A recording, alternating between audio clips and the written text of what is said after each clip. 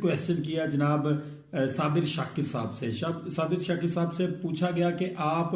आने वाले दिनों में पाकिस्तान के हालात को किस तरफ जाता हुआ देख रहे हैं, इलेक्शन होंगे या फिर कौन वजीर आजम आएगा। तो साबिर शाकिर साहब ने जो एक हैरान कर देने वाली खबर दी वो ये थी कि जनाब आपकी जो नेक्स्ट प्राइम मिनिस्टर है वो बनाने की कोशिश की जाएगी मरियम नवाज साहिबा को, और उसके साथ साथ जो एक्सटेंशन आगे 2027 के अंदर आ रही है मजीद वो भी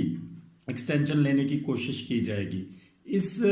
तरह के आज क्वेश्चंस जो हैं वो आपस में किए गए हैं शहजाद अकबर साहब को और साबिर शाकिर साहब को शहबाज गिल साहब की तरफ से। लेकिन अगर आप दोनों इनका देखें, इनका जो बयान था जो इन्होंने शहबाज गिल साहब को दिया है, अगर उन दोनों को सिनेरियो को सामने रखा जाए तो उनका कहना गलत नहीं है, क्योंकि पाकिस्तान के अंदर इस वक्त जो हमारी